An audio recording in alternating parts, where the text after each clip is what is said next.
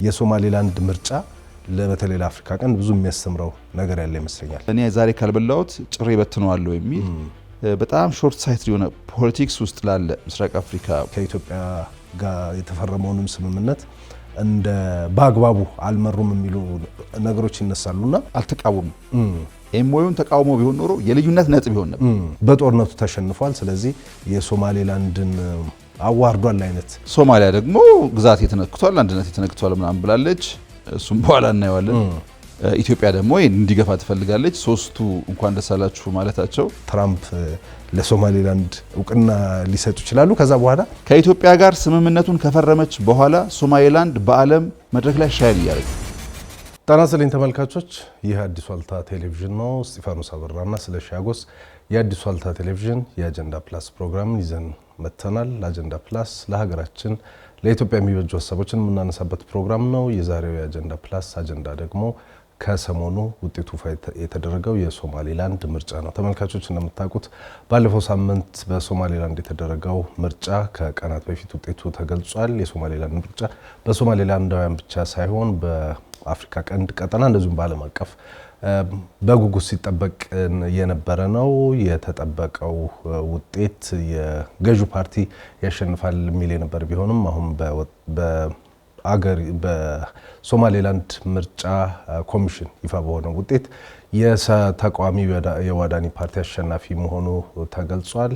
የዋዳኒ ፓርቲ ተወካይ ማሸነፍ በሶማሌላንድ ፖለቲካ በአፍሪካ ቀንድ ፖለቲካ ላይ የሚኖረው አንድምታ ምንድነው የሚሉትን ጉዳዮች ለማየት እንሞክራለን። እናንተም ይህንን ፕሮግራም እንድትከታተሉ በአክብሮት እንጋብዛለን። ፕሮግራሙን በአዲስ ዋልታ ቴሌቪዥን ላይ እንደዚሁም በአዲስ ዋልታ ኤፍኤም 105.3 ላይ እና በአዲስ ዋልታ የተለያዩ ማህበራዊ ትስስር ገጾች ላይ ልትመለከቱት ትችላላችሁ። ሀሳቦች፣ አስተያየቶች ካሉ በዛ አጋጣሚ እንድትሰጡን በአክብሮት እንጋብዛለን። ለማንኛውም አብራችሁ እንድትቆዩ በድጋሚ እንጋብዛለን። አጀንዳ ፕላስ የዛሬውን አጀንዳ ይዞ ከመሸጋገሪያ በኋላ ይመለሳል። እንደ ሁሉ ጊዜው ይህ አዲስ ዋልታ ቴሌቪዥን ነው። ይህ አጀንዳ ፕላስ ነው።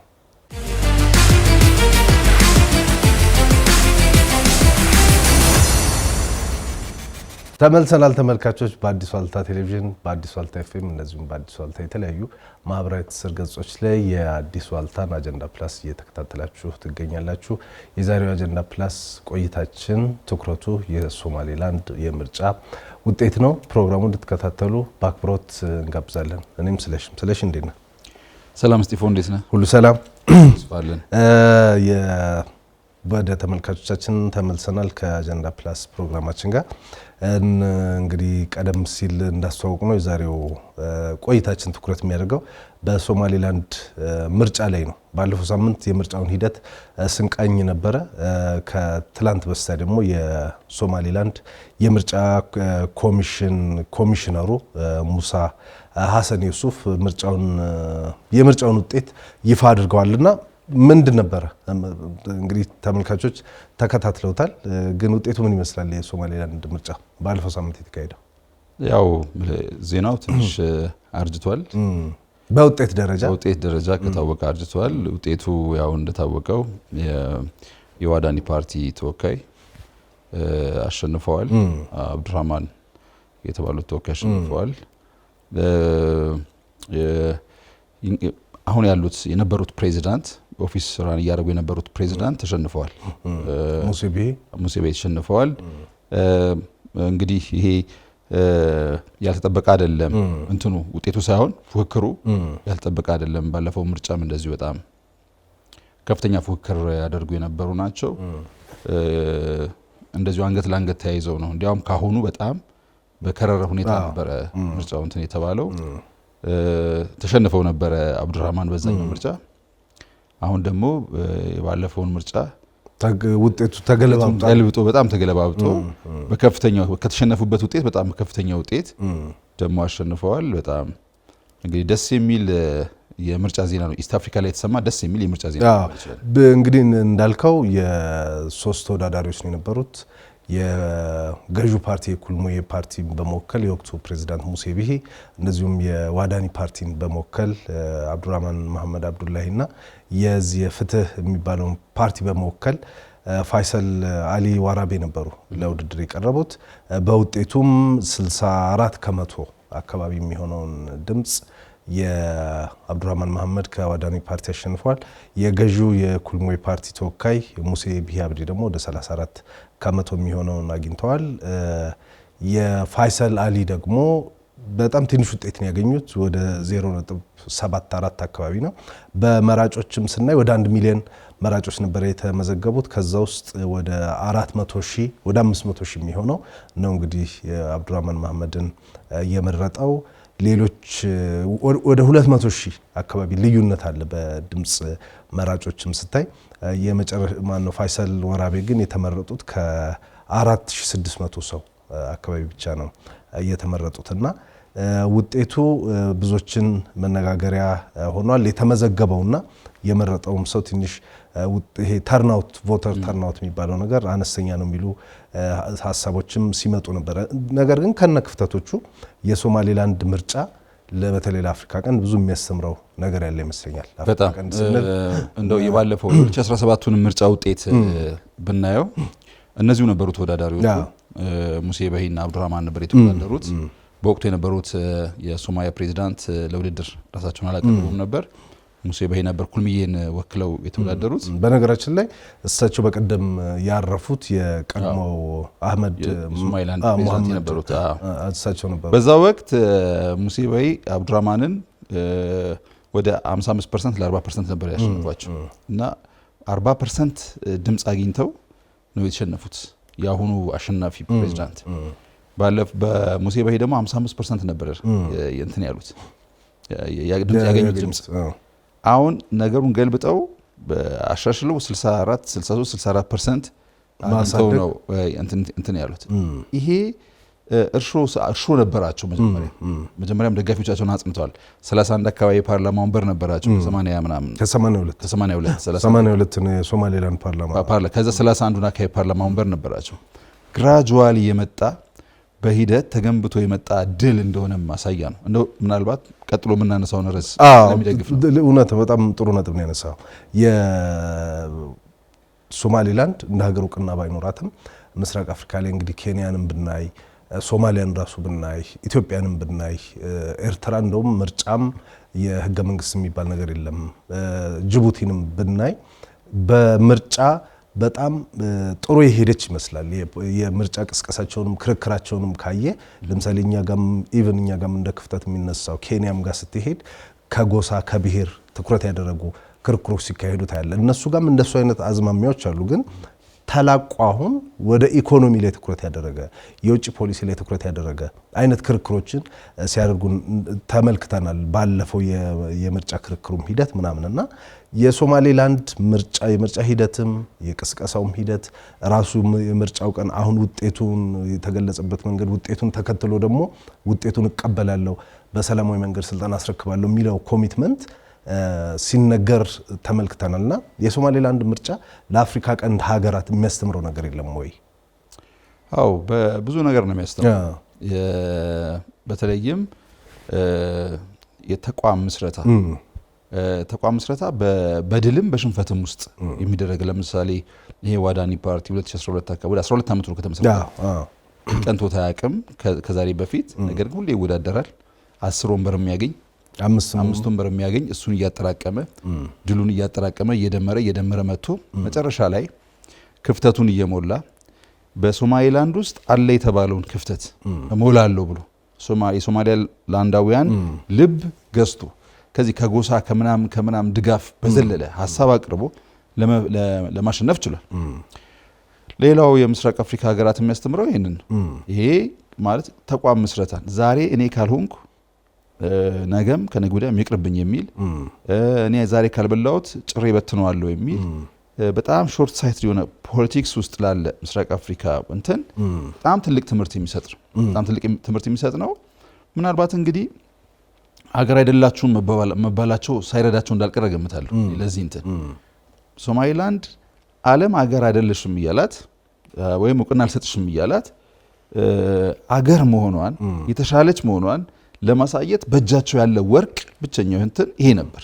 ይሄንን እውን አድርገውታል። ለምስራቅ አፍሪካን በጣም ትልቅ ትምህርት የሚሰጥ ነው። ሁሉም ሀገራት ሊማሩ የሚገባው ምንድነው ከአሸናፊዎቹና ከምርጫ ፉክክር ምናምን ሳይሆን አንደኛ ገዢው ፓርቲ እኔ በምርጫ ተሸንፌያለሁ ሰላማዊ ስልጣን ሽግግር አደርጋለሁ የሚል ንግግር ኢሚዲየትሊ ማድረጉና እንደ አይነት ኮሚትመንት መውሰዱ በዚህኛው ምርጫ ከባለፈው ምርጫ ደግሞ ያሁኑ አሸናፊ ዝም ብሎ አይደለም ይሄ ድምጽ የመጣላቸው ከሙሴቤ 40% ለ55% በጣም ተቀራራቢ እንትን አድርገው ያ ሁሉ ሰው መርጧቸው 31 ወንበር የፓርላማ ወንበር አግኝተው አሁን ኬንያ ቢሆን ይሄ ምርጫ የተደረገው ወይም ሌላ ቦታ ለጠብ እንትን ያደርግ ነበር። ነገር የዛን ጊዜ እሳቸው እንትን አድርገዋል የሙሴቤን አሸናፊነት ዲክሌር አድርገዋል። አሁን ደግሞ በተራ ሙሴቤ ሲሸነፍ በቃ ሰላማዊ ስልጣን ሽግግር አደርጋለሁ እንዲል አስገድዶታል። አንዳቸው የወሰዱት ኮሚትመንት ለአንዳቸው የተቀባበለ ነው የመጣውና እንደ ተቃዋሚ እንደ ገዢ ፓርቲ ብዙ ነገር ለምስራቅ አፍሪካ የሚያስተምረው ያለው ምርጫ ነው። በኋላም እናነሳዋለን። የኢትዮጵያ ውጭ ጉዳይ ሚኒስትርም እንኳን ደስ አላችሁ መልእክቱን ሲያስተላልፍ ለሁለቱም ነው እንኳን ደስ አላችሁ ያለው ለአሸናፊው ፕሬዚዳንት አብዱራህማንም ለተሸናፊውም ለሙሴቢሂምና እዛ ላይ የተጠቀሰው ነገር ምንድነው? በተለይ የተሸነፉት ሙሴቢሂ አርአያነት ያለው ተግባር ፈጽመዋል ውጤቱን እቀበላለሁ በማለት የሚል ነገር ተነሷልና ፖለቲካን እስከሚገባኝ ድረስ የሐሳብ ጉዳይ ነው የሐሳብ ክርክር ምናምን ነው። እነሱ ላይ ባለፈውም ስናነሳ ነበረ የተቋሚ ፓርቲ መሪ ሆኖ የገዢውን ፓርቲ አንዳንድ ሐሳቦች እደግፋለሁ ለምሳሌ ከኢትዮጵያ ጋር የተደረገውን የባህር በር ስምምነት የሚል ነገር ሲያነሱ ነበርና እኛ ሀገር ፖለቲካ ውስጥ ደግሞ ብዙ የምታጣው እንዲህ አይነት ሐሳቦችን ነው። ሌሎቹም ጋር አሁን እኛ ሀገር አንድ የተቋሚ ፓርቲ አመራር ሆኖ ወይ ገዢ ሆኖ አሁን የተጀመሩ አብሮ የመስራት እንደዚህ ጅምሮች ቢኖሩ ይሄን ያንን ሐሳብ ከደገፍክ በቃው እሱ እንደዚህ ነው ስም ይወጣልህና ያልሆነ ነገር ውስጥ ትገባለህና የሶማሌላንድ ምርጫ ሰምሃው የሐሳብ ፖለቲካም የሆነ ይመስላል። እውነት ነው የሐሳብ ፖለቲካ የሆነ ነው። ብላክ ኤንድ ዋይት አይደለም እኛ ሀገር እንዳለው ወይም እንደሚስተዋለው አይነት ነገር አይደለም። አንተ የነካው ነገር በሙሉ የተረገመ የረከሰ አርጎ መተው መውሰድ መንግስት የነካው ነገር በሙሉ መቃወም ወይም ደግሞ እንደ አንድ እንደ ፋሽን ማየት ነገር አለ። ግን በናሽናል ኢንትረስት ዙሪያ መሰባሰብ ከዛ ፖለቲካን ከዚህ ከጎሳ ከምናምን ከአይደንቲቲ ምናምን ላቅ አርጎ በሐሳብ በፖሊሲ ላይ በተለይ ደግሞ በውጭ ጉዳይ ፖሊሲያቸው ላይ ማረጋቸውና ናሽናል ኢንትረስታቸው መለየታቸው ላይ ባለፈው ሳምንት ውይይታችንም ላይ አንስቻለሁ። በጣም የሚያስቀና ነው። እኔ ግን እዚህ ጋር አንድ ነገር የምለው የተሸነፉት ባለፈው በትራምፕ ምርጫ ተሸንፈው ነበር። ዓለም አቀፍ ሚዲያዎች አንስታችሁት ነበረ በሐሳብ ላይ ፕሮግራም ምልህ ብዙ ነገር ሲሉ ነበር። ግን ትራምፕ አሸንፈዋል። አሁንም ዓለም አቀፍ ሚዲያዎች ሌላ የተጋለጡበት መድረክ ይመስላል።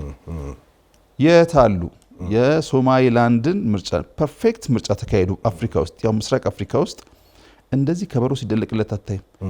እንደዚህ ምንም ዲሞክራሲ ብልስታ የሆነ ነገር ኪዮስ ተፈጥሮ ቢሆን ስላልተረበሸ የሆነ ነገር ረብሻ ቢሆን ኖሮ ሊቀጣጠል ሊወራ ይችል የነበረው ነገር እንዲህ አይነት በህዝቡም ተቀባይነት ያገኘ በተቃዋሚ ፓርቲዎችም ተቀባይነት ያገኘ በገዢው ፓርቲም በገዢው ይገዛ በነበረውን ፓርቲም ተቀባይነት ያገኘ ሰላማዊ ሽግግር ለማድረግ ፈቃደኛ የሆነ እስከ 35 በላይ ታዛቢዎች ዓለም አቀፍ ታዛቢዎች መጥተው የመሰከሩለትን እነሱ በላይ ደግሞ ህዝቡ የመሰከረለትን ከህዝቡ በላይ ተፎካካሪዎችም የመሰከሩለትን በአፍሪካ የተካሄደ ተወዳዳሪውም የተቀበለው በአፍሪካ ምድር ያው በምስራቅ አፍሪካ የተካሄደ ምርጫ ሲኖር የታሉ እነዚህ ሚዲያዎች?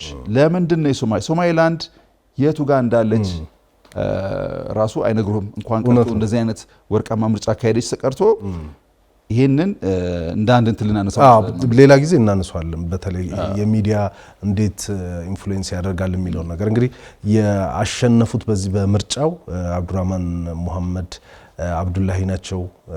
በ1952 ሀርጌሳ የተወለዱ ናቸው። ትምህርታቸውን እዛው ሀርጌሳም ተምረዋል፣ በርበራም ተምረዋል።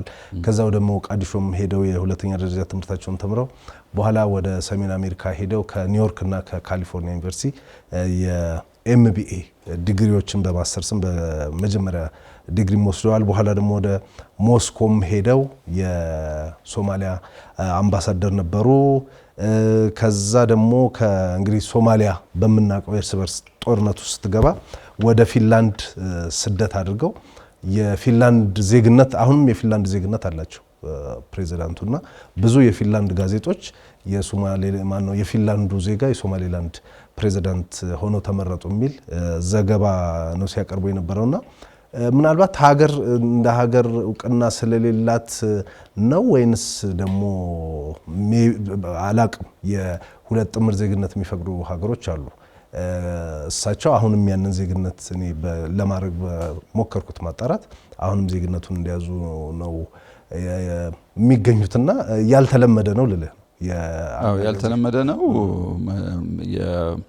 የአብዱራህማንን ታሪክ ኢሮ ነው የሚሏቸው በቅጽል ስማቸው የእሳቸውን ታሪክ ስታይ ለሀገራቸው ያበረከቱትን አስተዋጽኦ ስታይ ሶማሊላንዳዊነታቸውን የምትጠራጠራቸው ሰው አይደለም። ይህ የወረቀት ጉዳይ ለምን መጣ እንዴት መጣ ብትለው ብዙ ታሪክ ያለው ከቤተሰብም ስደትም ምንም ብዙ ነው። ደግሞ ሶማሊላንዳዊ ሆነ ብታየው ብዙ ነገር አለው እና እኔ ፓስፖርታቸውን አላየውም፣ ዜናውን አይቼዋለሁ። የሶማሊላንድ ሕግ ጥምር ዜግነት ይፍቀድ አይፍቀድም እርግጠኛ አይደለሁም፣ ግን የሰውየው ታሪክ ደንበኛ ሶማሊላንዳዊ ናቸው። ምንም የሶማሊላንድ ሕዝብም ተቀብሏቸው መርጧቸዋል። የጥርጣሬ ውስጥ ሊገባ የሚገባው ነው። ያልተለመደ ነገር ነው። ዜናም ሊያደርጉት ፈልገዋል ምናምን፣ ግን እኛ ልናልፈው ነው የሚገባው። ጠንካራ ሰው ናቸው። በ1999 ነው ከፊንላንድ ተመልሶ ወደ ሶማሊላንድ የመጡት። ተደጋጋሚ ሙከራዎች፣ ሶስተኛ ሙከራቸው ላይ ነው አሁን አሸናፊ የሆኑት። በቋንቋም ደግሞ በጣም መልቲሊንጓል ወደ 5-6 ቋንቋ ይናገራሉ። ከነበሩበት እንግዲህ ሶማሊኛ፣ አረብኛ ይናገራሉ፣ እንግሊዝኛ፣ ራሽያ እና ፊንላንድም ይናገራሉና የአፈ ጉባኤም ነበሩ። ከዛ በኋላ በ2017 ተወዳደሩ፣ ስኬታማ አልሆኑም። አሁን ደግሞ ተመላሽ እንግዲህ አሸናፊ ሆነዋልና የወከሉትም ፓርቲ እንደዚሁ ብዙ የራሱ መገለጫዎች እንዳሉትም ይታወቃል። ከፖሊሲዎች ከእንደዚህና እንዴት ሊያሸንፉ ቻሉ የሚሉት ጥያቄዎች ይነሳሉ። ምክንያቱም እንደምታስታውሰው ባለፈው እኛም ስናነሳ ከምርጫው በፊት ይወጡ የነበሩ የምርጫ ትንባያዎች በአብዛኛው ሙሴ ቢሂ ያሸንፋሉ የሚል ነገር ነው ሲነሳ የነበረውና አሁን ግን በተቃራኒ ነው የሆነው።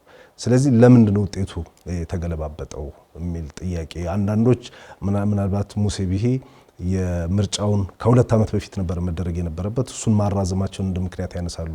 ከዛ ደግሞ በዚህ በምስራቅ ሶማሌላንድ እና ሶማሊያ ድንበር ይሄ ካቱሞ የሚባሉት ግዛቶች ላይ ያለውን ግጭት በትክክል ሃንድል አላደረጉ የሚል ነገር ያነሳሉ። ከዚህ ከኢትዮጵያ ጋር የተፈረመውንም ስምምነት እንደ በአግባቡ አልመሩም የሚሉ ነገሮች ይነሳሉና ለምን ውጤቱ ተገለበጠ? ሙሴ ቢሂ ስለምን ተሸነፉ? አብዱራህማንስ እንዴት አሸነፉ?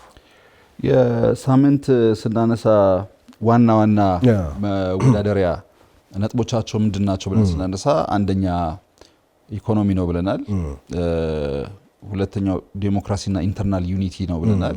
የሀገር ውስጥ ጉዳያቸው በተለይም ደግሞ ብሔራዊ አንድነት የሚሉት ማለት ነው።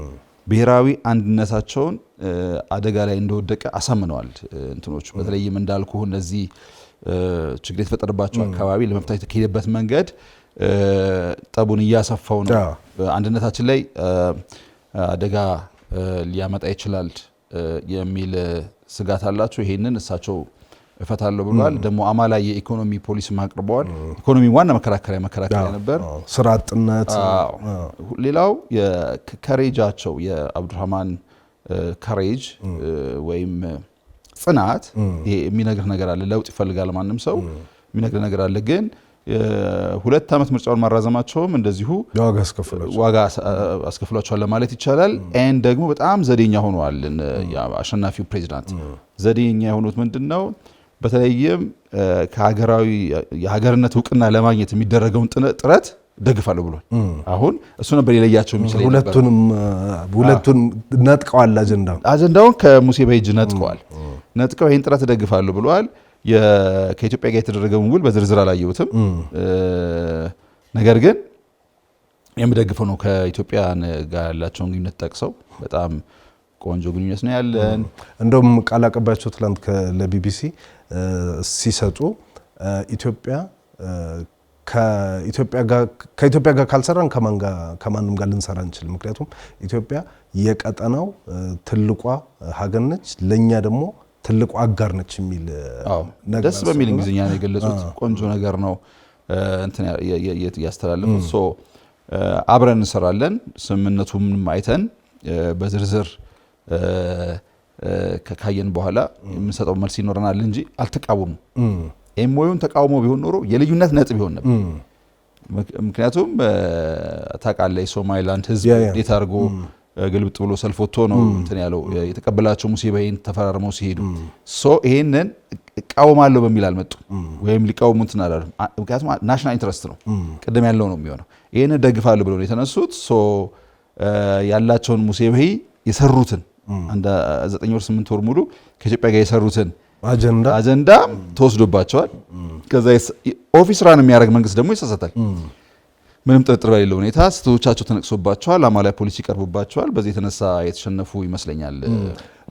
እንግዲህ ኢንከምበንት የነበሩት የወቅቱ ፕሬዚዳንት ሙሴ ቢሂ አንዳንድ ሀሳብ ለመጨመር ምርጫውን ማራዘማቸው ኢቭን ያራዘሙት በሀገር ሽማግሌዎች ምክር ቤት የሚባል አለ ወይ እነሱ ኤልደርስ ካውንስል የሚሉት እሱን ያራዘሙ አክቹአሊ ግን እሱን ተከትሎ አንዳንድ በርበራን ጨምሮ አንዳንድ ከተሞች ውስጥ ግጭቶችም ነበሩ በወቅቱ። እሱ ዋጋ እንዳስከፈላቸው ይታወቃል። ሁለተኛው በዚህ በሎስ አደን የሚባል ግጭት ነበረ። ሶማሌላንድ ከሶማሊያ ጋር የተጋጩበት 3 ግዛቶች አሉ። የካቱሞ ግዛት የሚባሉ ሶልሶነግና አያን የሚባሉና እነዚህ ግዛቶች ውስጥ የሚንቀሳቀሱ መገንጠል እንቅስቃሴ ያላቸው ታጣቂዎች አሉ። ከሶማሊያ ጋር መቀላቀል አለብን የሚልና ከአመት በፊት ግጭት ተነስቶ እሱን ግጭት የሙሴ ቢሂ መንግስት ሃንድል ያደረገበት ወይ ደግሞ የፈታበት መንገድ በጦርነቱ ተሸንፏል። ስለዚህ የሶማሌላንድን አዋርዷል አይነት ሀሳቦችም ይነሳሉ። እሱ ነገር ዋጋ እንዳስከፈላቸው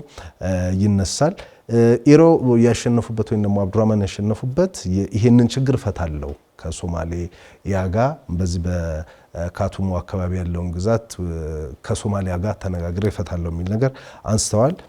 የኢትዮጵያ ጋር ያለውን ሁኔታም በደንብ ግልጽ በሆነ መንገድ እንዲወጣ እናደርጋለን የሚል ነገር አንስተዋል። ኢትዮጵያም እውቅና እንድትሰጠን እንፈልጋለን የሚል ነገር ሲነሳም ተመልክቷል እና እሱን በኋላ እንመለስበታለን። ውጤቱን ተከትሎ ብዙ መነጋገሪያ የነበረው የተሰጡ አስተያየቶች ነበሩ እንደምናውቀውና አንደኛው የሙሴ ቢሂ ናቸው። እሳቸው የውጤቱን እንደተቀበሉ ገልጸዋል። ለተመራጩ ፕሬዚዳንትም እንኳን ደስ አለ መልእክት አስተላልፈዋል። ሰላማዊ የስልጣን ሽግግር እንደሚኖርም አንስተዋል። ደጋፊዎቻቸውንም ይህንን ውጤት እንዲቀበሉ መክረዋል። ከዛ በተጨማሪ ደግሞ የኢትዮጵያም የውጭ ጉዳይ ሚኒስትር እንደዚሁ የደስታ መልእክት አስተላልፏል። ሌላው ግን ምናልባት እንደ መነጋገሪያ ይሆናል ብዬ የማስበው የሶማሊያው ፕሬዚዳንት የሰጡት ሀሳብ ነው። ሀሰን ሼክ አሁንም እንደ ግዛታቸው ነው የሚቆጥሩት እና ለሶማሌላንድ ግዛት እንኳን ደስ አላችሁ፣ ለህዝቡም ለዋዳኒም ለኩልሜም ለፍትህ ፓርቲም እንኳን ደስ አላችሁ። አሁን ማነው የአብዱላሂ መመረጥ በሶማሌላንድና በሶማሊያ መካከል እርቅ እንዲፈጸም እና ተመልሰን አንድ የምንሆንበት ጊዜ እንዲመጣ እና የተባበረው ሶማሊያን ለመመስረት ጥሩ ምቹ ጊዜ መጥቷልና ለሱ ዝግጁ ነኝ ብለዋልና ቅድም አንተም ስታነሳው ነበረ ሶማሌላንድ የሚፈልጉት ሌላ ነው፣ እሳቸው ደግሞ ተመልሰን አንድ እንሆናለን የሚል ነውና ሶማሌላንድና ሶማሊያ አንድ የሚሆኑበት እድል አለ ከዚህ በኋላ። የምርጫው ውጤት እኮ ነገረ የምርጫው አንዱ መከራከሪያ የነበረው የሀገርነት እውቅና ማግኘትና ለማግኘት ጉዳይ ነው። የሀገርነት እውቅና ለማግኘት ምን ትሰራለህ ብሎ አዳምጦ አይቶ ነው የሶማሌላንድ ህዝብ ሰውየውን የመረጣቸው። ስለዚህ የሀገርነት እውቅናውን ወደ ጎን ትተው ከሶማሊያ ጋር አንድ ይሆናሉ ብዬ አልወስድም። ቢሆኑ ደስ ይለናል። እኛ ከልዩነት አንድነት ይሻላል፣ ከመለያየት መገናኘት ይሻላል። እንደ ጎረቤት ሀገር ፐርሰናሊ እንደኔ ማንም ሰው እንደሚመኘው አይነት ምኞት ትመኛለህ። ግን ሊሆን ይችላል ወይ ስል ሊሆን የሚችል ነገር አይደለም። እንዳልኩ ዋና የመከራከሪያ ነጥብ የነበረው ከሶማሊያ ጋር የተባበረ ሶማሊያ ፈጥራሉ አልፈጥርም የሚል አልነበር። ዋና መከራከሪያ ነጥብ የነበረው ሀገራዊ እውቅና ማግኘት የሚለው ነውና ከዚህ አንጻር ስታየው ራሱ የምርጫ ውጤት የሚናገረው ነው የሚሆነው። ሐሰን ሼህ እንኳን ደስ አላችሁ ማለታቸው ጥሩ ነው። በተወሰነ መልኩ የሪኮግኒሽን መስጠታቸው ለምርጫው ሙሉ በሙሉ ሪኮግኒሽን መስጠታቸው and እንኳን ደስ አላችሁ ማለታቸው ጥሩ ነው። እንደዚህ ነው የሚሻለው እንጂ ፓስፖርት ስማቸውን እንትን ላይ ሰርዙ ሲሉ ነበር። ስማቸውን ከአየር መንገድ ሰርዙ ከእንትን ካምፓኒ ሰርዙ ሲሉ የነበሩ ሰው አሁን ግን እየቆጠሩ ያሉት አሁንም እንደ ግዛታቸው ነው። ሶማሌላንድ እንደ ታሪኩ ይጠረሳል። እንደ ግዛት የምትቆጥረው አንድ ክልል ባላንተ እውቅና የውጭ ታዛቢዎችን ጋብዞ ራሱ ምርጫ ኮሚሽን ፈጥሮ ምርጫ ተወዳድሮ አሸንፎ ምናምን ሲያበቃ እንኳን ደስ አለ ካልከው ይጠረሳል። እንደ ግዛት ካየው እኮ ምርጫውን መቃወም ያለብህ አንተ ምንም እኮ አንተ ለታዛቢነት ያልተጠራህበት ምርጫ ያላዘዝከው ምርጫ ምንም እንትን ያልከው ምርጫ አንተን ትተው ኦሬዲ ራሳቸውን ስታብሊሽ አድርገው አንተ አርገው የማታውቀውን ዲሞክራሲያዊ ምርጫ አካሂደው አሳይተው ሲያበቁ እንደ የኔ ግዛት ናችሁ ሊሆን ይጣራሳል። ሰውርስ የሚጣራስ ነገር ነው። እንደ ራሳቸው ግዛታቸው ማየታቸው የሚጣራስ ነገር ነው። አይችልም ነው ማለት ታሪካቸውም ደግሞ ከዚህ በፊትም እዚሁ ስላነሳ ነው ነፃ ወጡ፣ ለ5 ቀን በነፃነት ቆዩ። በዛ 5 ቀን ውስጥ እውቅና ያልሰጣቸው ሀገር የለም። ኢትዮጵያን፣ አሜሪካን፣ ሁሉንም የጸጥታው ምክር ቤት አባላት ጨምሮ ከዛ በኋላ ያ እውቅና አያስፈልገንም ምንድነው ከሶማሊያ ጋር ተዋሃዱ። ያ ውህደት አላዋጣቸውም፣ ተመለሱ እና ነፃነታቸውን አወጁ። 34 ዓመት ሙሉ በነፃነት ኖሩ። አሁን ምርጫ እያደረጉ ነው። ይሄ ሁሉ ከሆነ በኋላ አሁንም አንተ የሶማሊያው ፕሬዚዳንት ግን እንደ ግዛታቸው አድርገው ነው እየቆጠሯቸው ያሉት እና እንዳልከው እሱ ብዙ ርቀት የሚያስኬድ አይመስልም። ከፖለቲካሊም ብታየው ከሶማሊያ ሂስትሪም አንጻር ብታየው ለዛ ዝግጁ አይመስሉም። ወደ ኋላም የሚመለስ ነገር ያለ አይመስለኝም። እኔ ከሶማሌላንድ ከዚህ በኋላ ወደ ኋላ የሚመለስ ነገር አይኖርምና የኢትዮጵያውንም እስቲ እንየው። ለኢትዮጵያ በኋላ እንመጣበታለን ከባህር በር ስምምነቱ ጋር በተገናኘ የኢትዮጵያም የውጭ ጉዳይ ሚኒስቴር በኢትዮጵያ ሕዝብም በኢትዮጵያ መንግስትም ስም ለሁለቱም እንዳልኩት የእንኳን ደስ አላችሁ መልእክት አስተላልፏል። ለአርአያነት ያለው ተግባሩም ለሙሴ ቢሂም ጥሩ መልካም ምኞቱን ገልጿልና በተለይ ሙሴ ቢሂ ከኢትዮጵያ አንጻር በጣም ትልቅ ሌጋሲ ያላቸው ሰው ይመስሉኛል። ይህንን እንትን ሰብረው መውጣታቸው ትልቅ ነገር ነውና የኢትዮጵያ እንኳን ደስ ያላችሁ መልእክት ማስተላለፍ የተለየ ትርጉም አለው። እኛ ባህር በር እንፈልጋለን፣ እነሱ ይፈልጋሉ። ከዛ በላይ እንኳን ደስ አላችሁ በላይ ግንኙነት ያለን ስለሆነን እንዳልኩ የሞይዋለን አምባሳደር ልከናል። እዚህም ኤምባሲያቸውን እንዲሰሩ መሬት ሁላ ሰጥተናል። ከዚህ አንጻር ኢትዮጵያ እንኳን ደስ አላችሁ ማለቷ የሚጠበቅ ነው። የሶማሌላንድ ወዳጅ ሀገር ናት። ከሶማሌላንድ መንግስት ጋር አብራ ትሰራለች። ንብረት አላት እዛ፣ ኢንቨስትመንት አላት እዛ። እነሱም እዚህ ብዙ ጉዳይ አላቸው። የሚገርም አይደለም የሚጠበቅ ነው ልል ነው። እንትን ማን ነው ተሰናባቹ ፕሬዚዳንት ሙሴ ቢሂ ደግሞ በዚህ ረገድ በጣም ድፍረት ያለበት ውሳኔ የሚያስተላልፉ ይመስለኛል። እንግዲህ የእሳቸውን ውሳኔ ተከትሎ እንዴት ዓለም እንደተናወጠ ይታወቃል። ከእሳቸው በተጨማሪ ከኢትዮጵያ በተጨማሪ ደግሞ የጅቡቲው ፕሬዚዳንት እስማኤል ኦማር ጊሌም እንኳን ደስ አላችሁ የሚል መልእክት አስተላልፈዋል። የአብዱላሂ መመረጥ ለቀጠናው ሰላምና መረጋጋት የራሱ አስተዋጽኦ አድርጓል ብለዋልና የሶማሌ ምርጫ ውጤት ለጅቡቲስ ምን ትርጉም አለው? አሁን ልትል የፈለከው ነገር እየገባኝ ነው። ያነሳቸው ሀገራት ሶማሊያ፣ ጅቡቲና ኢትዮጵያ እንኳን ደስ አላችሁ ብለዋል። እነዚህ ሶስት ሀገራት ኤምኦዩን የሚያዩበት የራሳቸው መነጽር አላቸው። ከዛ ጋር ያይዘህ ልታየው የፈለክ ይመስላል። እንደሱ ያስኬዳል። ጅቡቲ እንደምታውቀው ከሶማሊላንድ ጋር የተደረገውን ኢትዮጵያና ሶማሊላንድ ያደረጉትን ስምምነት ያው በፖዚቲቭ ወይ ለማስቀረት አማራጭ ሰጣለው እንደዚህ ያደርጋለው የሚል ነገር ስታደርግ ነበር የቆየችው። ስጋት አላት ኢትዮጵያ ጠቅልላ ከኔ ጋርም ልትወጣ ትችላለች የሚል የጥቅም ስጋትም አላት። ሶማሊያ ደግሞ ግዛት የተነክቷል፣ አንድነት የተነክቷል ምናምን ብላለች። እሱም በኋላ እናየዋለን። ኢትዮጵያ ደግሞ እንዲገፋ ትፈልጋለች። ሶስቱ እንኳን ደስ አላችሁ ማለታቸው ከዚህ ጋር ይገናኙ ሆኖ የሚል ጥያቄ ይመስለኛል። ሊገናኝም ላይገናኝም ይችላል፣ ግን የሚጠበቅ ነው። እነዚህ ሶስት ሀገራት ሶማሊላንድን የሆነ ነገር ማለታቸው የሚጠበቅ ነው። አስገራሚው ሐሰን ሼህ ነው። ወይ ወደዚህ አይደሉም ወይም እንደ ሀገር መቁጠር አለባቸው፣ ወይ ደግሞ እንደ ግዛታቸው አድርገው እንትን ማለት አለባቸው። የእሳቸው እንትን ትንሽ ኦፊሻሊ የተነገረ ነገር ባይኖርም ጅቡቲ በዚህ ስምምነት ደስተኛ አይደሉም የሚል ነገር በተለያየ ማህበራዊ ትስስር ገጾች ላይ ሲወጣ እናያለን።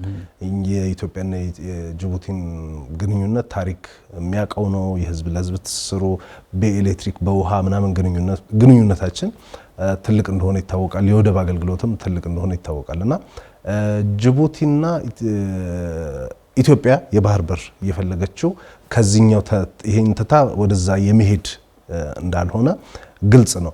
ከዚህ በፊት ኢትዮጵያ ወደብ በነበራት ጊዜም ጭምር የጅቡቲን ወደብ በቋሚነት ትጠቀም እንደነበረ ይታወቃልና ይሄንን መነሻ አድርገው ለምንትን ማድረግ የሚፈልጉ ሰዎች አሉ። ኢትዮጵያ ከትልቅነቷ ከግዝፈቷ ከምናምን አንጻር አንድ የሆነ ወደብ ብቻ የሚበቃት ሀገር እንዳልሆነች ይታወቃልና የኢትዮጵያና የሶማሌላንድ ስምምነት የሚያስኮርፈው ሌላ ሀገር አለ ተብሎ የሚታሰብ አይመስለኝም፣ ኢንክሉዲንግ ጅቡቲ። ጅቡቲ ማለት አጠር አድርገህ ካየው ጉዳዩን ኢትዮጵያ በአንድ ወደብ ብቻ ትጠቀም ነበር። ስለዚህ ኤቭሪ የምታስገባውንም ተስወጣውንም ነገር በዛ ስለምትል አብዛኛውን ማለት ነው 95% ከዚያ በላይ አብዛኛው በዛ ስለታረክ ስለነበር ብዙ ትከፍላለች። አሁን የባህር በር ፈልጋለሁ የሚል ጥያቄ ጠረጴዛ ላይ ስታስቀምጥ ምላሾች እየመጡ ነው። 3 4 5 ሌሎች ጉዳዮችን ወደቦችን ስታገኝ ምንም ጥርጥር በሌለው ሁኔታ በጅቡቲ ብቻ ይገባ የነበረው በሌላም ሲገባ የጅቡቲ ገቢ ሊቀንስ ይችላል፣ ከኢትዮጵያ የምታገኘው ገቢ ሊቀንስ ይችላል ተብሎ ሊታሰብ ይችላል። ነገር ግን የጎረቤት ሀገራት ይቀንስ አይቀንስ ግን እርግጠኛ አይደለም። የኢትዮጵያ ኢኮኖሚ እሱ ልልህ ነበር። ኢትዮጵያ አሁን ጅቡቲ ከምትሰጠው አገልግሎት በላይ ምናልባትም ከዚህ በኋላ አገልግሎት አቅም ሊያንሳት በሚችለው ሁኔታ የኢትዮጵያ ኢኮኖሚ በጣም በፍጥነት እያደገ ነው። ፖፑሌሽን እየበዛ ነው። እንትኑ መንገዱ ምኑም አይችልም። ብዙ እንትን አለ፣ ብዙ ዲማንድ አለ። ኤንድ ደግሞ ሪጂናል ኢንተግሬሽን እኛ እየሰራን ያለ ነው። በሌሎችም አፍሪካ ሀገራት ምስራቅ አፍሪካ ሀገራት እያገዙን ያሉት ጉዳይ ሪጂናል ኢንተግሬሽን ወደብ ብቻ አይደለም። የኃይል አለ፣ የውሃ አለ፣ የትራንስፖርት አለ እና ብዙ ነው እና አብሮ ማደግ ነው እንጂ እኔ ብቻ ልጠቀም ሰምባዲ ደግሞ የራሱ ጉዳይ ተብሎ ሊኬድ አይቻልም።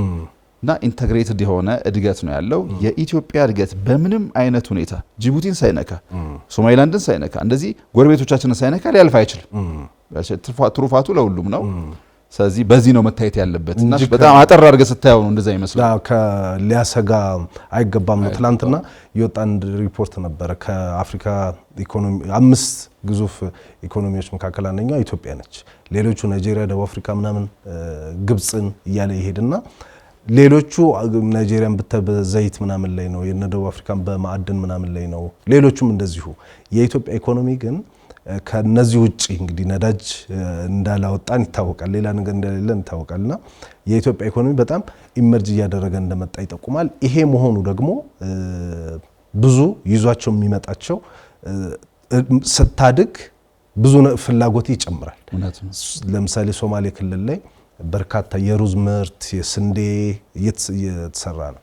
አፋር እንደዛ እየተደረገ ነውና እሱን የምናደርገው ደግሞ አንድም ኤክስፖርት ለማድረግ ነው። ኤክስፖርት ስታደርግ ደግሞ የጅቡቲ ወደብ ብቻ ሳይሆን ሌሎችም በርካታ እንትኖች ያስፈልጋሉ። ይሄ በጅቡቲ ሕዝብም እና የኢትዮጵያ ሕዝብ ግንኙነት ቅድም እንዳልኩት የጅቡቲ መንግስትም በፕሬዚዳንቶቹም ፐርሰናል ግንኙነትን ጠቅላይ ሚኒስትር አብይና ፕሬዚዳንት ጊሌን ግንኙነት በጣም ክሎዝ እንደሆነ ይታወቃል። ኢትዮጵያ ደግሞ ወደብ የፈለገችው ከእንትን ብቻ አይደለም፣ ይሄ ኢምፖርት ኤክስፖርት ብቻ ሳይሆን ስጋትም አለ ቀይ ባህር ላይ። ስለዚህ በዛ ሳንግል መታየት የለበትም ወይ? የቀይ ባህር ላይ እየተፈጠረ ያለው ነገር ኢትዮጵያን አያሰጋም ወይ? እዛ ጋር አክሰስ እንዲኖራት ብትፈልግ እንዴት ፈለገች ያስብላል? ሊያስብል አይችልም። ቀደም የተነጋገር ነው። አሁን ጭልጥ ብለን ከመጀመሪያ ከያዝነው ርዕስ እንዳንወጣ ያሰጋል እንጂ የኢትዮጵያ ፍላጎት ሊያሰጋ የሚችለው ካሰጋም የቀደመ ፕሮጀክት ኢትዮጵያን የማራቅ ከባህር በር የማራቅ ፕሮጀክት የነበራቸው ሀገሮች ካልሆኑ በስተቀር ጎረቤቶቻችን የሚጠቀሙት ከኢትዮጵያ ሰላም ነው። ጎረቤቶቻችን የሚጠቀሙት ካደገች ከበለጸገች ኢትዮጵያ ነው። ስለዚህ ኢትዮጵያ ስላደገ ኢትዮጵያ ሰላም ስለሆነች ኢትዮጵያ ሴኪዩር ስለሆነች በየብስም በባህርም በአየርም ሴኪዩር ስለሆነች ኢትዮጵያ የሚጎዳ ጎረቤት ሀገር አይኖርም። የኢትዮጵያ ሴኪዩር መሆን እኮ ለሶማሊያ ተርፏል። ሶማሊያ ውስጥ የሚፈጠረውን ረብሻ ምናምን ለማስቆም አዋተናል። የኢትዮጵያ ሴኪዩር መሆን እኮ ደቡብ ሱዳን ያለውን ረብሻ ለማስቆም ተርፏል እንጂ የኢትዮጵያ ሰላም መሆን ማንም ሊጎዳ አይችልም። የኢትዮጵያ ሴኪዩር መሆን ማንም ሊጎዳ አይችልም። ሊጎዳን ይችላል ብለው በራሳቸው ትርክት እስረኛ የሆኑ የፕሮጀክት ያላቸው አገራት አሉ ወይም ኃይሎች አሉ። እነሱ ሊሰጉ ይችላሉ።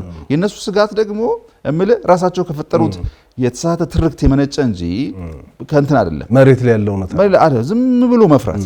ኢትዮጵያ ካደገች ወደ ባህር ከተጠጋች ከበለጸገች የመሪነት ስፍራውን ልክ እንደ መጀመሪያው እንደ ነጻነቱ ጊዜ በአድዋ እንዳሳየችው እንደ ነጻነቱ ጊዜ ሌላ የመሪነት ስፍራ ታሳይብናለች፣ ሌላ ጎት ቀዳለች የሚል ስጋት የከረመ ስጋት ያላቸው ፕሮጀክታቸውን በጥብቅ አድርገው የያዙት ሀገራት ካልሆኑ በስተቀር በኢትዮጵያ ሰላም የሚጠቀም እንጂ የሚጎዳ ጎረቤት ሊኖር አይችልም ነው።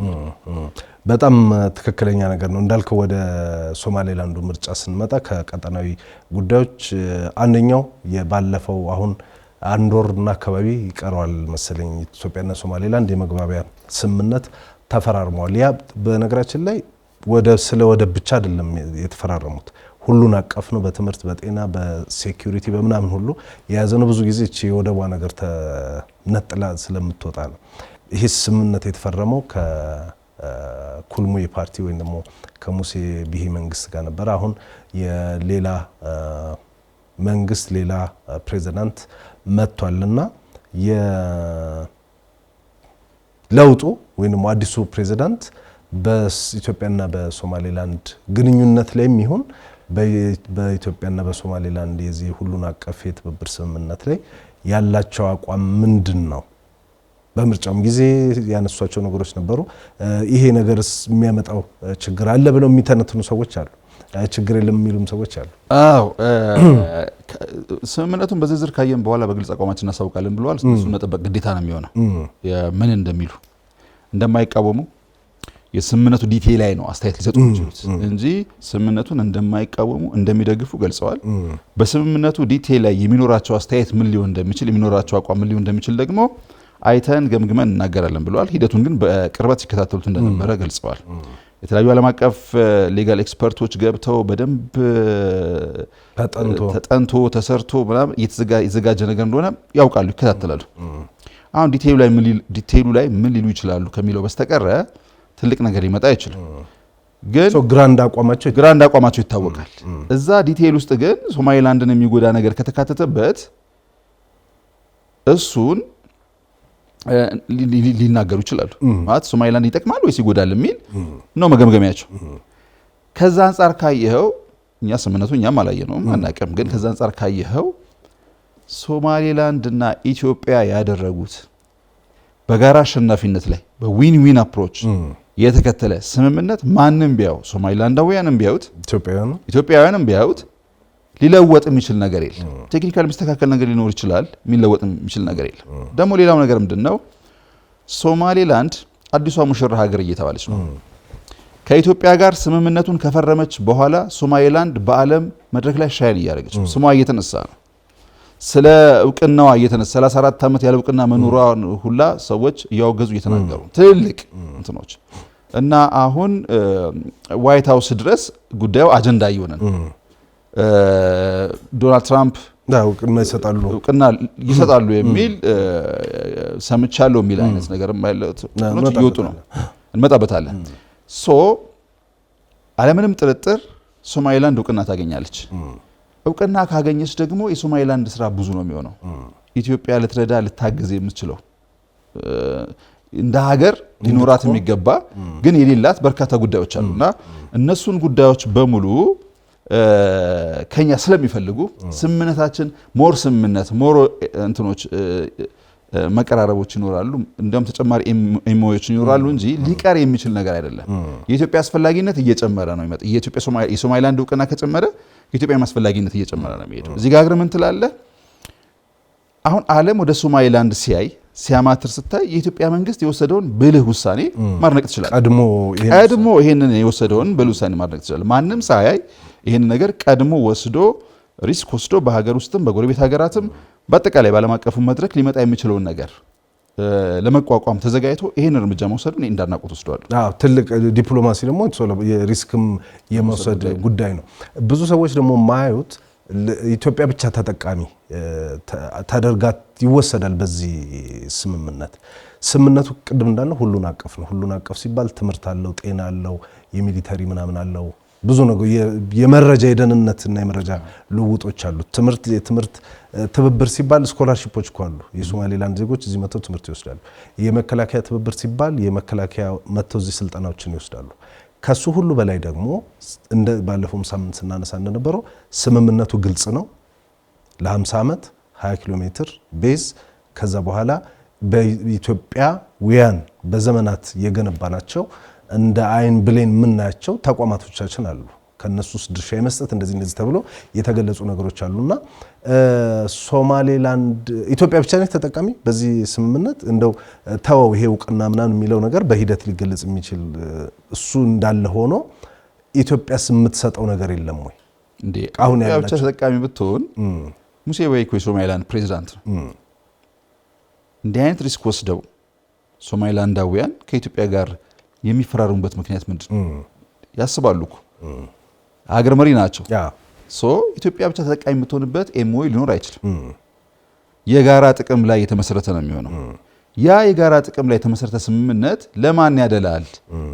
የኢትዮጵያ ጥቅም ይበልጣል እንዴ የሶማሌላንድ ጥቅም ይበልጣል እንዴ የሚል ነገር ልታነሳ ትችላለህ እንጂ ኢትዮጵያ ብቻ የምትጠቀምበት ወይ ሶማሌላንድ ብቻ የምትጠቀምበት ነገር የለም። ሁለታችን የምንፈልገው ነገር አለን። ሶማሌላንዳውያን ሀገር መሆን ይፈልጋሉ። ሀገር መሆን ማለት እውቅና ከማግኘትም ባሻገር ነው። መቆም እንደ ሀገር መቆም ይፈልጋሉ፣ ሀገር መሆን ይፈልጋሉ። እኛ ደግሞ ለዘመናት ከሸሸንበት የባህር በር መመለስ እንፈልጋለን። ይሄ ሁለት ስብራቶች ያሉባቸው ሀገሮች ተገናኝተዋል። ሌሎቹን ደግሞ ኮኦፕሬሽኖችም ጨምረውበት አንድ ኤምኦዩ ተስማምቷል። ይሄ ፍላጎታችንን እስካልተውነው ድረስ እኛ የባህር በር ፍላጎታችንን እስካልተውን ድረስና ሶማሌላንዳውያን ሀገር መሆን ፍላጎታቸውን እስካልተው ድረስ ይሄ ኤምኦዩ ሊቀር አይችልም። በአንዳንድ አሁን የሆነ ብሽሽቅ አይነት ነገር የሚያደርጉት እንትኖች አሉና ኢትዮጵያ ልታገኝ አይገባም ቀይ አክሰስ ምናምን ብለው ያስባሉ ሲሉ እናያለን በአንዳንድ መገናኛ ብዙሃን ላይና ኢትዮጵያ ወደዛ አክሰስ ማግኘቷ አንደኛ የግድም የሆነው ቅድም ያልነው ቀይ ባህር ላይ አሁን በዚህ ሳምንት እንኳን የሀውቲዎች የፈጠሩት ተጽዕኖ በጣም እየጨመረ መጥቷል። ከመካከለኛው ምስራቅ ቀውስ ጋር በተገናኘ ሌሎች ምክንያቶችም አሉ በርካታ ኢትዮጵያ ወደዛ እንድትመለስ የሚያደርጉትና እንዳልከው ሁሉ ነገር ደግሞ በአንድ ጊዜ መጥቶ በቃ ይሄው እንደዚህ ሆነ ሲባል ይታያልና ሂደቱ ተጀምሯል።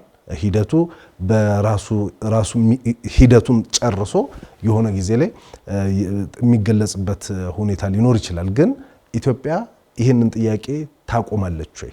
ቅድም ይሄ ስምምነቱ ሊቆም የሚችለው ወይ ኢትዮጵያ የባህር ፍላጎቷን ካቆመች ወይ ደግሞ ሶማሌላንድ የሀገርነት ፍላጎቷን ካቆመች ብለሃልና እሱ ደግሞ የሚቆም ነው ወይ? ሊቆም አይችልም። ማንም ሊያቆመው አልቻለም። በኢትዮጵያ ታሪክ የባህር በር ጥያቄ አያስፈልግም ተብሎ የህዝብ ጥያቄ ሆኖ ግን አያስፈልግም ተብሎ የባህር በር ጥያቄ ያነሳ ሰው ሌላ ስም እየተሰጠው የመጽሐፍ የጻፉ ዩኒቨርሲቲ ምሁራን ተማሪዎች የተባሉ ዶክተር ያዕቆብ ኃይለማርያምን ማንሳት ትችላለህ። የተከራከሩ ሰዎች ሌላ ስም እየተጠፈ አያስፈልግም እየተባለ ታፍኖ 30 ዓመት ቆይቶ እንኳን የባህር በር ጥያቄ ሊቀር አልቻለም። አሁን ቢያንስ ቅድም እንዳልኩ መንግስት ይዞታል ጉዳዩን። ቢተወውስ መንግስት ነገ ይነሳል። የሚቆም አይደለም። ኢትዮጵያ የባህር በር ጥያቄ የትውልድ ጥያቄ ነው ብለናል። የህልውና ጥያቄ ነው ብለናል። ስለዚህ እሱ የሚቆም አይደለም። የሶማሊላንዳውያንም ሀገር የመሆን ጥያቄ የሚቆም አይደለም። እነዚህ ሁለት ጥያቄዎች እነዚህ ሁለት ስብራቶች የሚታከሙበት ኤምኦዩ ነው። ደግሜ ልበለው አድማጮች እንዳናሰለች እንጂ ልክ ነው። ይሄ ነገር ሊቆም የሚችለው ሁለቱ የተዉት እንደሆነ ነው። ሀገር መሆን ማለት እውቅና ማግኘት ብቻ አይደለም። ሀገር በመሆን ሂደት ውስጥ ብዙ ስራ አለ። በተለይ እውቅና ካገኙ ደግሞ እውቅና ከሰጠናቸው እኛም ከሰጠናቸው ወይም ደግሞ ከሌላ ሀገርም ካገኙ ሌላ በጣም በርካታ የቤት ስራ አለ፣ ሀገራዊ ቤት ስራ አለ። ያን ለማድረግ የሚያስችል አቅም ኢትዮጵያ ጋር አለ። መተባበር ይቻላል። ተባብረን እንሻገራለን፣ ስብራታችንን እንጠግናለን ብለው ነው ኤምኦዩ የተስማሙት። ለዚህ ነው ተቃዋሚዎቹ ኤምኦዩን እንቃወማለን ብለው ያልተነሱት። ስጋት ሊሆን አይችልም። ዝም ብሎ አንዳንድ ትንታኔዎች ያለው በቃ እንደዚህ አይነት ነገር ይሄ መሬት የረገጠ አይደለም። ከሰው ጋር ሰው ከመጣ ሰው ሄደ ጋር እንትን የሚል አይደለም። ደግሞ የሶማሊላንዳውያን እንትን ይሻላል ምርጫ ክርክሩ ላይ ውይይቱ ላይ ማየት ናቸዋል እና የኔ እይታ እንደዚህ እውቅና ባለማግኘታቸው ሶማሊላንዳውያን ብዙ ያጡት ነገር አለ። በድጋፍ በምናምን ሌሎች ሀገራት እንደ ሀገር ስለማዋቸው ድጋፍ አያደርጉላቸውም። የተባበሩት መንግስታት አይደግፋቸውም፣ ማንም አይደግፋቸውም። በሱ የተነሳም ብዙ ተጎድተዋል። አሁን ግን ይሄ እውቅና አይቀሬ መሆኑን የሚያሳዩ ነገሮች እየመጡ ነው። አንደኛው ዘ ኢንዲፔንደንት ጋዜጣ የዩኬው ከሰሞኑ ያወጣው ቃለ ምልልስ አለ ከቀድሞ የእንግሊዝ የመከላከያ ሚኒስቴር ሰር ጋቪን ዊሊያምስ ጋር ቃለ ምልልስ አድርጎ ነበረ። ጋቪ ዊሊያምስ እንደምናውቀው ፓርላማ ውስጥም ሲከራከሩ ነበረ። ከዛ ደግሞ በተለያዩ የሶማሌላንድ የክብር ዜግነትም ተሰጥቷቸዋል። ከዚህ በፊት ሶማሌላንድ እንደ ሀገር እውቅና ማግኘት አለባት የሚል መከራከሪያም ከዚህ በፊትም በተደጋጋሚ ሲያነሱ ይታያል። የእንግሊዝ መንግስት እውቅና መስጠት አለበት ለሶማሌላንድ ቀድሞ የሚል ሀሳብም በተደጋጋሚ ሲያነሱ ተመልክተናል። ከሰሞኑ ከትላንት በስቲያ አይ ቲንክ በነበራቸው ከዛ ኢንዲፔንደንት ጋር ቃለ ምልልስ ላይ ያነሱት ነገር ደግሞ ለየት ያለ ነው። የአዲሱ የትራምፕ አስተዳደር በሚቀጥለው ወር ስልጣን የሚረከበው ማለት ነው ለሶማሌላንድ እውቅና እንደሚሰጥ አስተማማኝ መረጃ አግኝቻለሁ የሚል ነገር አንስተዋል። ቀጠል አድርገውም የሶማሌላንድን እውቅና እስካሁን የያዘው የኦባማ አስተዳደርና የባይደን አስተዳደር ነው እንጂ ትራምፕ በ2020 ራሱ ለሶማሌላንድ እውቅና ለመስጠት ብዙ መንገድ ሄደው ነበረ። ለማንኛውም አሁን ይሄ የትራምፕ ውሳኔ በጣም የሚበረታታ ነው። የትራምፕ እውቅና ከሰጡ ደግሞ እሱን ተከትሎ እንግሊዝም ለሶማሌላንድ እውቅና ትሰጣለች የሚል ነገር አንስተዋል። እንግዲህ እኚህ ሰው ጋቪ ዊሊያምስ የተመረጡበትን የሊቨርፑል ይሄ የላንክሻየር ምናምን የሚባሉ የእንግሊዝ አካባቢዎችን አስተባብረው የሊቨርፑል ከተማ ለምሳሌ ለሶማሌ እውቅና የሰጠ በከተማ አስተዳደር ደረጃ እውቅና ሰጥቷልና አሁን ኢትዮጵያ አትስጥ እየተባለ ሁሉም ሲተፋፈር በመሀል መጥተው ትራምፕ ለሶማሌላንድ እውቅና ሊሰጡ ይችላሉ። ከዛ በኋላ ሁሉም ሀገር ሊረባረብ ይችላልና ትራምፕ አያደርጉትም ማለት ይቻላል። ትራምፕ መመረጣቸውን አስመልክቶ የዛሬ ሳምንት በሰራነው ፕሮግራም ላይ የትራምፕ መመረጥን ተከትሎ ሊሆኑ የሚችሉ ነገሮችን እየገመትን ነበረ። አንደኛው የገመትነው ነገር ይህንን ነው። እንዳልኩ ትራምፕ ኦፊስ ራን በሚያደርጉበት በባለፈው ምርጫ ጊዜ በባለፈው ተርም ከባይደን በፊት ማለት ነው የሶማሊላንድ እውቅና ጉዳይ ቴብላቸው ላይ ቀርቦ ነበር እና አሁንም ያን ጉዳይ ሊፈርሙበት ይችላሉ የሚል ግምታችን ተናግረን ነበር። አሁን ከዛ ኢንዲፔንደንት ጋር ቆይታ ያደረጉት ይሄ ፓርላማ አባል ሚስጥር አገኘው ብለው ትንሽ ጉዳዩን ተጨባጭ አድርገው ተነጋግረናል ብለዋል። ይሄ ትንሽ ተጨባጭ አድርገውታል። ጉዳዩን ሊሰጡ ይችላሉ የሚለው ግምት ምንም ጥርጥር የለውም። ትራምፕ ወደ ስልጣን መምጣታቸው ከመምጣታቸው ጋር ተያይዞ ሊሆኑ ይችላሉ ተብሎ ምስራቅ አፍሪካ ላይ ሊሆኑ ይችላሉ ተብሎ ከሚገመቱ ጉዳዮች አንዱ ሶማሊላንድ እውቅና ታገኛለች፣ ሁለተኛው ኢትዮጵያ የባህር በር ታገኛለች። እነዚህ ሁለቱ ነገሮችን ሊደግፍ ይችላል የሚል በሁሉም ተንታኞች ሁሉም ጸሐፊዎች የሚስማሙበት ዋና ጉዳይ ማለት ነው። ሌላው ከሶማሊያ ጦራቸውን ሊያስወጡ ይችላሉ የሚል ድጋፉ ምናምን ይሄ እኛ ምን ተነትነው ጉዳይ አይደለም። በጣም ፕሪዲክተብል የሆነ ሀሳብ ነው። ያን የሚያጠናክር ነገር ባለፈው ሳምንት የተነጋገርነው ነገር የሚያጠናክር ነገር ሆኖ ያገኘሁት ልል ነው። ስለዚህ ለማንኛውም የሶማሌላንድ ባለፈው ሳምንት የተካሄደው ምርጫ ሰላማዊ በሆነ መንገድ ምርጫው ተካሂዷል። ውጤቱም ተገልጿል። በውጤቱም አብዱላሂ መሐመድ አሸናፊ እንደሆኑ ተገልጿል። እሱን ተከትሎም ተፎካካሪያቸው ውጤቱን ተቀብሏል። ዓለምም እንኳን ደስ ያላችሁ የሚል መልእክትን አስተላልፏል። ስለዚህ ሰላማዊና ምሳሌ የሚሆን ምርጫ አካሂዷል ሶማሌላንዳውያን ማለት ይቻላል። ተጠባቂው ነገር ደግሞ የሶማሌላንድ ምርጫ ውጤት ከኢትዮጵያ የባህር በር ስምምነት ጋር ምን አይነት ተጽዕኖ ይኖረዋል የሚል ነገር ነበረ። በሀገር ውስጥ ብዙ የሚከራከሩባቸው ጉዳዮች ቢኖሩም ተመራጩ ፕሬዝዳንትም ይህንን የባህር በር ስምምነት ስለሚደግፉት የሶማሌላንድ ምርጫ በኢትዮጵያ የባህር በር ስምምነት ላይ ተጽዕኖ የለውም በሚል ቢጠቃለል ምን ይመስላል? ተመልካቾች ስትከታተሉ የቆያችሁት አዲስ ዋልታ ቴሌቪዥን ላይ የአጀንዳ ፕላስ ፕሮግራምን ነው። እስጢፋኖስ አበራና ስለሺ አጎስ አብረናችሁ ቆይተናል። የሶማሌላንድን ምርጫ መነሻ አድርገን ምርጫው ውጤቱ ምን ይመስላል፣ የምርጫው በአፍሪካ ቀንድ በኢትዮጵያ በሌሎች የአፍሪካ ቀንድ ሀገራት ላይ የሚኖረው ተጽዕኖ ምን ይመስላል የሚለውን ነገር ስናነሳ ነበረ። አብራችሁን ስለቆያችሁ እናመሰግናለን። ባነሳናቸው ሀሳቦች ላይ አስተያየቶች ካሉ ይሄ ቢሆን የምትሏቸው ነገሮች ካሉ እንቀበላለን። የሚቀጥለውም ፕሮግራማችን አካል እናደርገዋለን። ለማንኛውም አጀንዳ ፕላስ በሚቀጥለው ጊዜ በሌላ አጀንዳ